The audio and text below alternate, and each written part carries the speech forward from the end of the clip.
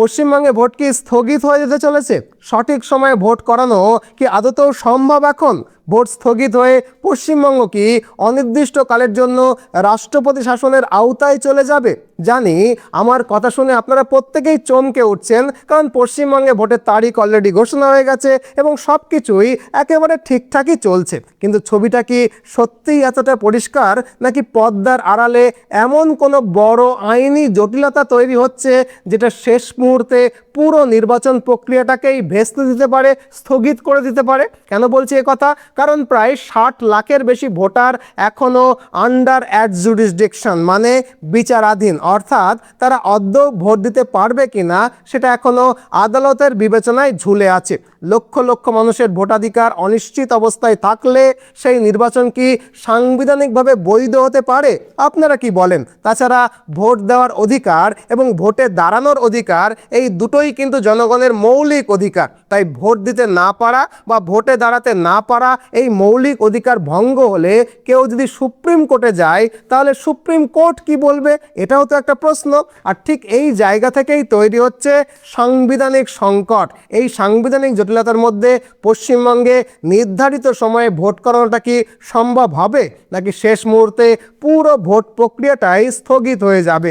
এটাই কিন্তু এখন লাখ টাকার প্রশ্ন। তাই আজকের এই ভিডিওটাতে আমরা এই বিষয়টাকেই ধাপে ধাপে বুঝবো, জানবো এই সংকটের আসল কারণ কি, 60 লাখ আন্ডার অ্যাডজুডিকশন ভোটারের বাস্তব অর্থ কি, আদালতের ভূমিকা কোথায়, আর সবচেয়ে গুরুত্বপূর্ণ এই পরিস্থিতিতে পশ্চিমবঙ্গের ভোটের ভবিষ্যৎ ঠিক কোন দিকে যেতে চলেছে।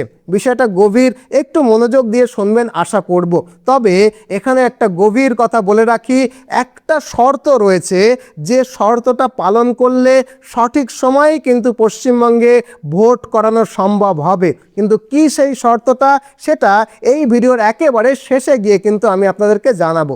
দেখুন, প্রথমেই আসি নির্বাচন কমিশনের ঘোষণায়। পশ্চিমবঙ্গের মোট 294টি আসনে 2 দফায় ভোট হবে। আপনারা অলরেডি জানেন, প্রথম দফা 23 এপ্রিল, দ্বিতীয় দফা 29 এপ্রিল, আর ভোট গণনা হবে 5ই মে। এটা সকলেরই আপনাদেরকে জানা।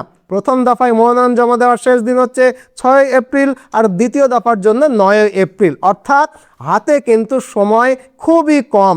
অথচ পশ্চিমবঙ্গের ভোটার তালিকা কিন্তু এখনও অসম্পূর্ণ, এখনও ইনকমপ্লিট। কারণ 28শে ফেব্রুয়ারির শেষ আপডেট অনুযায়ী প্রায় 60 লাখ ভোটারের ভবিষ্যৎ এখনও চূড়ান্ত নয়। অর্থাৎ 60 লাখ ভোটারের ভোট এখনও বিচারাধীন অবস্থায় রয়েছে। এই মানুষগুলো এখনও আন্ডার অ্যাডজুডিকশন অর্থাৎ যাচাই বাছাইয়ের মধ্যে আছেন। তাদের নাম ভোটার তালিকায় থাকবে কিনা সেটা নিয়ে অনিশ্চয়তা রয়েছে। আর এই বিষয়টা নিয়েই কিন্তু শুরু হয়েছে মূল বিতর্ক। কারণ প্রশ্নটা হচ্ছে, এই বাকি প্রায় 60 লাখ মানুষের মধ্যে কে সত্যি অযোগ্য বা কে একেবারে যোগ্য, কে ভুল করে বাদ পড়েছে, আবার কে আবার তালিকায় ফিরে আসবে, এটা কিন্তু স্পষ্ট করে এখন কিছুই বলা যাচ্ছে না। তাই এখনই যদি কেউ বলে দেয় যে এই 60 লাখের ভোটার এর পুরোটাই ভুয়ো, আবার যদি কেউ বলে দেয় যে না এর মধ্যে একটাও অযোগ্য নেই, তার কোনোটাই কিন্তু ঠিক হবে না। সেই কারণে পুরো বিষয়টাকে এখন কি করা হয়েছে, আন্ডার অ্যাডজুডিকশন বা বিচারাধীন অবস্থায় রাখা হয়েছে। তাই এখানে সবচেয়ে বড় প্রশ্ন যেটা উঠছে সেটা হলো, এত বড় একটা প্রক্রিয়া, এত লক্ষ মানুষের যাচাই, আর এতখানি কম সময়, এই অবস্থায় পুরো ব্যাপারটাকে সুষ্ঠুভাবে এত কম সময়ে কি সমাধান করা সম্ভব হবে? মানে সমস্যাটা কি নিয়ে? সমস্যাটা হলো সময় নিয়ে। প্রায় 60 লাখ মানুষের যাচাই চলছে, আর বিচারক মাত্র কতজন রয়েছে? 600 থেকে 700 জন বা 700 জনের কাছাকাছি। তাই প্রশ্ন হচ্ছে, এত কম সময়ের মধ্যে কি সত্যি এত বিশাল কাজটা শেষ করা বিচারকদের জন্য সম্ভব হবে? তবে তর্কের খাতিরে ধরুন যে সম্ভব হলো, এই 60 লক্ষের যাচাই কোনো না কোনো রকমভাবে তাড়াহুড়ো করে শেষ করা গেল। কিন্তু যদি এর মধ্যে 20 থেকে 25 লক্ষ মানুষের নাম বাদ পড়ে যায়, তাহলে কি তাদের ছাড়াই নির্বাচনটা করা যাবে? কারণ যাদের নাম বাদ যাবে তাদেরকে তো আবার অ্যাপিলের সুযোগ দিতে হবে, তাই নয় কি? আর এদের নাম বাদ দিয়ে যদি নির্বাচনটা আপনি করেও ফেলেন, তাহলে সেই নির্বাচনটা কিন্তু অসাংবিধানিক হয়ে যাবে। বিষয়টার জটিলতা কোন জায়গায় পৌঁছেছে পরিশেষে বুঝতে পাচ্ছেন? তাহলে মোদ্দা কথা হলো, ভোটের আগে সামনে মাত্র 3 সপ্তাহ সময়, আর এই সময়ের মধ্যে প্রথমে সব পেন্ডিং কেস বিচারকদের সামনে নিষ্পত্তি করতে হবে।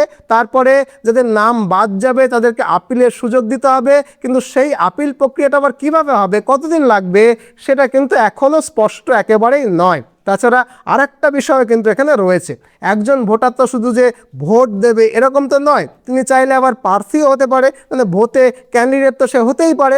এখন যদি কারোর নাম তালিকা থেকে বাদ পড়ে যায়, তাহলে তিনি তো সময় মতো মনোনয়নপত্র জমা দিতে পারবেন না।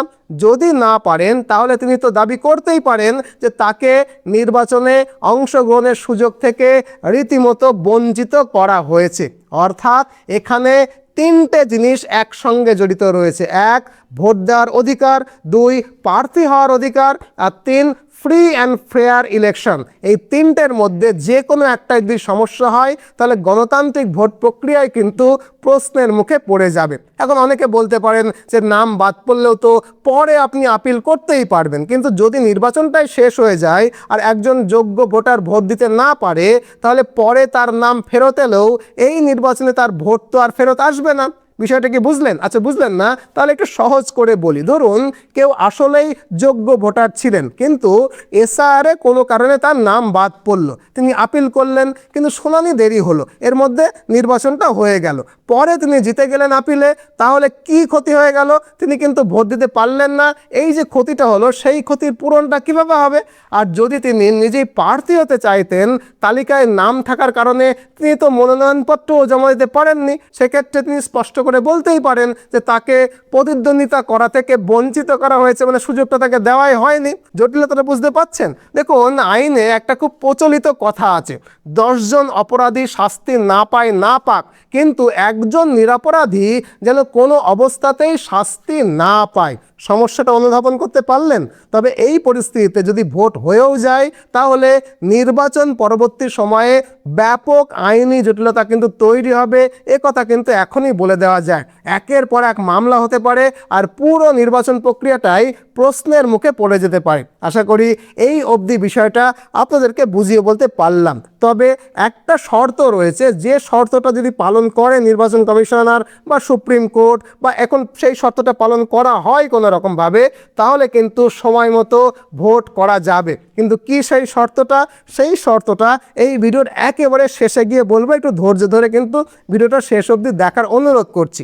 এখন প্রশ্ন হলো, তাহলে এখন কি করা যেতে পারে? দেখুন, নির্বাচন কমিশন এখনো পর্যন্ত ভোট পেছানোর কিন্তু কোনো কথা বলেননি। তাছাড়া আরও কথা হলো, বিষয়টা আর শুধু যে নির্বাচন কমিশনের হাতেই রয়েছে এরকমটাও কিন্তু নয়, এর মধ্যে অলরেডি বিচার বিভাগও কিন্তু ঢুকে গেছে। তাই শেষ পর্যন্ত কি হবে সেটা অনেকটাই নির্ভর করছে সুপ্রিম কোর্টের পরবর্তী পদক্ষেপ কি হবে, একেবারে সেই সুপ্রিম কোর্টের পরবর্তী পদক্ষেপের ওপরে। যদিও এদিকে নির্বাচন কমিশনার ভোটের সময়সূচি ঘোষণা করে দিয়েছে, প্রস্তুতিও চলছে, তারা বলছে কোনো যোগ্য ভোটারের নাম বাদ পড়বে না, আর প্রয়োজনে সাপ্লিমেন্টারি লিস্টে নাম যোগ করা হবে। কিন্তু এই কথাগুলো শুনতে ভালো লাগলেও বাস্তবে কিন্তু অনেকটা ঝুঁকি রয়েছে। কি কি ঝুঁকি? দেখুন, প্রথম ঝুঁকি হচ্ছে প্রায়োগিক, মানে এত অল্প সময়ে এত লক্ষ কেস কিভাবে মেটানো সম্ভব হবে, এটা একটা ঝুঁকি। দ্বিতীয় ঝুঁকি হলো আইনি, মানে যদি অনেক মানুষ ভোটের আগেই তাদের ন্যায্য প্রতিকার না পায়, ভোটের পরে যে এই বিরুদ্ধে অনেক অনেক মামলা হবে, এটাও তো একটা ঝুঁকি। আর তৃতীয় ঝুঁকি হচ্ছে নৈতিক এবং সাংবিধানিক, মানে যদি অনেক ভোটার মনে করে তাদের সুযোগই দেওয়া হয়নি, তাহলে এই পুরো নির্বাচনের সাংবিধানিক বৈধতা নিয়েই কিন্তু প্রশ্ন উঠে যাবে। আশা করি বিষয়টা বুঝতে পারলেন। তাই এখন নিশ্চিতভাবে বলা যাচ্ছে না যে ভোট ঠিক সময়ে হবে, আবার এটাও নিশ্চিত করে বলা যাচ্ছে না যে ভোট নিশ্চিতভাবে পিছবেই। তবে এই বিষয়টা পরিষ্কার যে এখন পশ্চিমবঙ্গে ভোট নিয়ে যে পরিস্থিতি হয়ে রয়েছে, সেটা অত্যন্ত জটিল একটা পরিস্থিতি হয়ে রয়েছে। সব কিছু নির্ভর করছে কত দ্রুত বিচার প্রক্রিয়া শেষ হয়, অ্যাপিল ট্রাইব্যুনাল কত তাড়াতাড়ি কাজ শুরু করে, আর সাপ্লিমেন্টারি লিস্ট কত দ্রুত এবং কত স্বচ্ছভাবে প্রকাশ পায়। তবে যদি বাস্তবে বিষয়টা ভেবে দেখেন, তাহলে এত বড় একটা প্রক্রিয়া এই কম সময়ে আসলেও কি সম্পন্ন করা সম্ভব হবে? আপনি কি মনে করেন? তবে এখানে কোনো রাজনৈতিক দল অবশ্য দাবি করতে পারে যে যেহেতু নির্ভুলভাবে নতুন তালিকা তৈরি করা যায়নি, তাহলে পুরনো তালিকাতেই ভোট করা হোক। কিন্তু এসআইআর করে এত দূর এগিয়ে সেটাও কি করা সম্ভব নাকি করা উচিত হবে? তাই এই অবস্থায় অনেকেই বলছেন ভোট একটু দেরিতে হলে হোক, কিন্তু ভোটটা ঠিকঠাক তালিকা মতো হোক। এখন যদি সত্যিই ভোট পিছিয়ে যায় তাহলে প্রশ্ন উঠবে যে সেক্ষেত্রে ততদিন রাজ্যটা আবার চালাবে কে? দেখুন, সাধারণত বিধানসভার মেয়াদ শেষ হলে নতুন সরকার গঠিত হয় আমরা জানি, কিন্তু যদি ভোটই না হয় বা আইনি জটিলতায় ফল আটকে যায় সেক্ষেত্রে কয়েকটা সম্ভাবনা থাকে, মানে আইনে কয়েকটা প্রভিশন রয়েছে। সম্ভাবনাগুলো কি কি? এক, বর্তমান সরকার সীমিত ক্ষমতায় কেয়ারটেকার হিসেবে থাকতে পারে, অথবা দুই, সংবিধানের ৩৫৬ ধারা অনুযায়ী রাজ্যে রাষ্ট্রপতি শাসন জারি হয়ে যেতে পারে। এখন যদি পরিস্থিতি এমন হয় যে রাজ্যে রাষ্ট্রপতি শাসন চলে এলো, তাহলে আবার দেশ জুড়ে রাজনৈতিক বিতর্ক শুরু হয়ে যাবে। এ কথা কিন্তু একেবারে 100% সত্যি। তৃণমূল কংগ্রেস কি বলবে? তৃণমূল কংগ্রেস বলবে যেটা রাজনৈতিক চক্রান্ত। বিজেপি বলবে তালিকা ঠিক হয়নি বলে ভোট হয়নি, এতে তাদের দোষ নেই, দোষ সুপ্রিম কোর্টের, বা এটা সুপ্রিম কোর্টের নির্দেশ। আর বাম কংগ্রেস কি বলবে? বাম কংগ্রেস বলবে বিজেপি একটা স্বৈরাচারী দল, এরা ষড়যন্ত্র করে একটা রাজ্যে রাষ্ট্রপতি শাসন জারি করে ক্ষমতা ভোগ করছে। অর্থাৎ আজ পশ্চিমবঙ্গ ঠিক এই জায়গায় দাঁড়িয়ে আছে যে ভোট সময় মতো হতে পারে, আবার ভোট সময় থেকে পিছিয়েও যেতে পারে, দুটোই কিন্তু সম্ভব। তবে এখানে আমি আমার দীর্ঘ অভিজ্ঞতা থেকে একটা কথা বলতে পারি, যদি সুপ্রিম কোর্ট এই রায় দেয় যে বিচারাধীন 60 লাখ ভোটার এই নির্বাচনে ভোট দিতে পারবে, তাহলে সেক্ষেত্রে আর কোনো সমস্যা থাকবে না, বা পরবর্তীকালে কোনো আইনি জটিলতাও তৈরি হবে না। আমার মনে হচ্ছে ভোট করানোর জন্য এরকম কোনো একটা ব্যবস্থা নেওয়া হবে। হয়তো 60 লাখ বিচারাধীন ভোটারের জন্য আলাদা করে একটা লিস্ট বানিয়ে সেটাকে মূল ভোটারের তালিকার সঙ্গে জুড়ে দেওয়া হতে পারে। কারণ ওই যে আমি বলেছি, আইনে একটা খুব প্রচলিত কথা আছে, 10 জন অপরাধী শাস্তি না পাক, কিন্তু একজন নিরপরাধী যেন কোনো অবস্থাতেই শাস্তি না পায়। অবশ্য এটা একেবারেই আমার ব্যক্তিগত মতামত, কিন্তু কি হবে সেটা জানার জন্য আমাদের কিন্তু অপেক্ষা করতে হবে। তাই এখন আপনাদের কাছে আমার প্রশ্ন, যে পশ্চিমবঙ্গে কি হতে চলেছে বলে আপনি মনে করেন? ওই যে 60 লাখ ভোটার রয়েছে যারা বিচারাধীন, তাদের প্রত্যেকেই সাপ্লিমেন্টারি কপি করে তাদেরকে ভোটার বানিয়ে ভোট দিয়ে সঠিক সময়ে ভোট করানো হবে, নাকি বিচার সম্পন্ন করে, যত দেরি হয় হোক, বিচারটা সম্পন্ন করে তারপরে দেরিতে ভোট করানো হবে? কমেন্ট বক্সে আপনার মতামত নিশ্চয়ই কমেন্ট করে জানাবেন। ভিডিওটা ভালো লাগলে লাইক করবেন, আর সোশ্যাল মিডিয়ায় শেয়ার করতে ভুলবেন না, আর চ্যানেলটাকে অবশ্যই সাবস্ক্রাইব করে নেবেন। এখানে একটা কথা বলি, এই সাবস্ক্রাইব করার বিষয়টা আপনাদের কাছে একেবারেই ফ্রি, কিন্তু সত্যি কথা বলতে কি, এই সাবস্ক্রাইব করার বিষয়টা আমার কাছে ভীষণ জরুরি। So I request you to please subscribe this channel. ভিডিওটাকে লাইক করে চ্যানেলটাকে সাবস্ক্রাইব করবার জন্য আপনাকে অসংখ্য ধন্যবাদ। আজ এ পর্যন্তই। নতুন ভিডিও নিয়ে আবারও দেখা হবে। ভালো থাকবেন, সুস্থ থাকবেন, সদা সর্বদা ভারতের পক্ষে থাকবেন। জয় হিন্দ, জয় ভারত।